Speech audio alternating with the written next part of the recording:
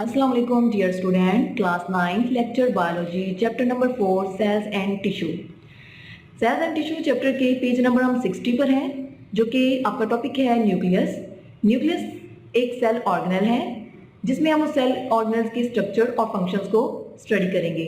सबसे पहले हम उसकी डायग्राम देख लेते हैं ताकि हम स्ट्रक्चर को समझने में आसानी हो। आपके सामने ये सेल का न्यूक्लियस का स्ट्रक्चर बना हुआ है। सबसे बाहर आपको नजर आ रही है न्यूक्लियर इन्वेलप, जो कि एक मेम्ब्रेन है।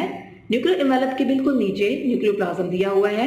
न्यूक्लियोप्लाज्म न्यूक्लियस के अंदर वाला एक ग्रैनुलर फ्लूइड होता है। न्यूक्लियोप्लाज्म के नीचे न्यूक्लियर पोर बताए हुए हैं। न्यूक्लियर इन्वेलप पर स्मॉल पोर्स होते हैं जिनको न्यूक्लियर पोर्स कहा जाता है। यहीं से मैसेंजर आरएनए और राइबोसोम्स की ट्रांसपोर्टेशन होती है। न्यूक्लियोप्लाज्म के अंदर एक डार्क स्पॉट न्यूक्लियाई मौजूद होता है और साथ में क्रोमेटिन मटेरियल है। क्रोमेटिन मटेरियल जो है एक फाइन थ्रेड लाइक स्ट्रक्चर है, जो कि क्रोमोसोम्स में सिर्फ उस वक्त चेंज होती है जब डिवाइडिंग फेज होती है। नॉन डिवाइडिंग फेज जो कि इंटरफेज है, उसमें ये फाइन थ्रेड लाइक स्ट्रक्चर में ही रहती है। अब इस स्ट्रक्चर्स को हम डिटेल के साथ स्टडी करते हैं। हाँ जी बच्चे, पेज नंबर 60 पर अगर हम देखें तो स्ट्रक्चर और फंक्शंस को डिटेल के साथ उन्होंने एक्सप्लेन किया हुआ है। सबसे पहले आप स्ट्रक्चर में आपको न्यूक्लियस के बारे में बताते जाऊं। न्यूक्लियस जो होता है वो यूकैरियोटिक एनिमल्स में पाया जाता है, जबकि प्रोकैरियोटिक में प्रोमिनेंट न्यूक्लियस हमें नहीं मिलता।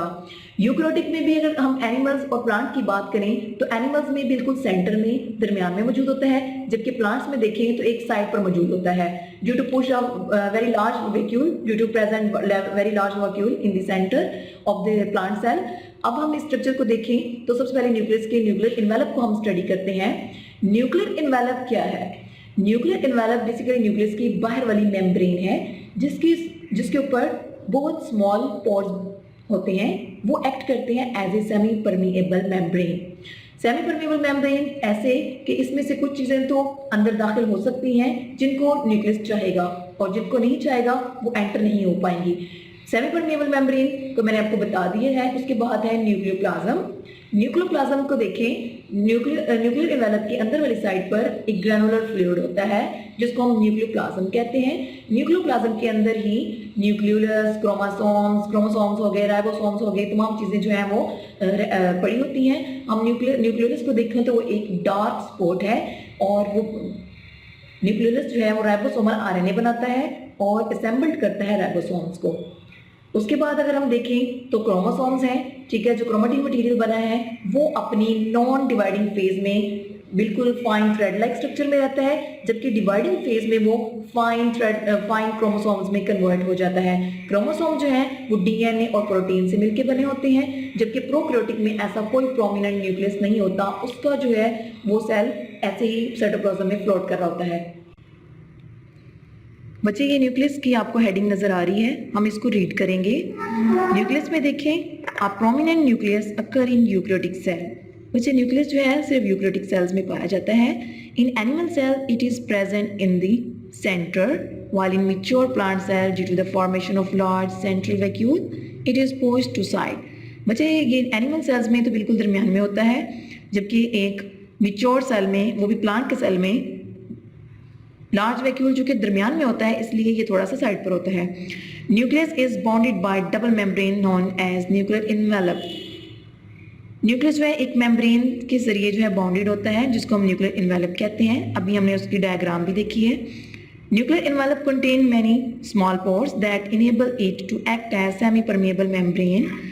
न्यूक्लियर इन्वेलप जो है सेमी परमिएबल मेम्ब्रेन के तौर पर काम करती है। Inside nuclear envelope, a granular fluid nucleoplasm is present. इसी न्यूक्लियर इन्वेलप के अंदर क्या मौजूद है?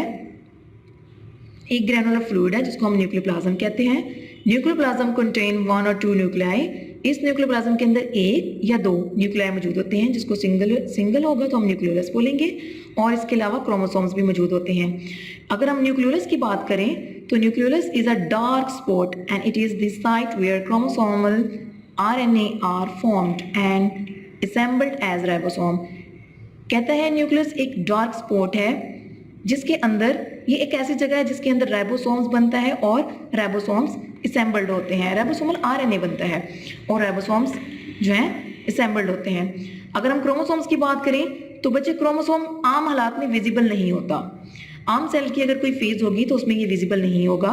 Chromosomes are visible only during cell division, जब सेल डिवाइड होने लगेगा तभी क्रोमोसोम जो होगा विजिबल है, अदरवाइज नॉन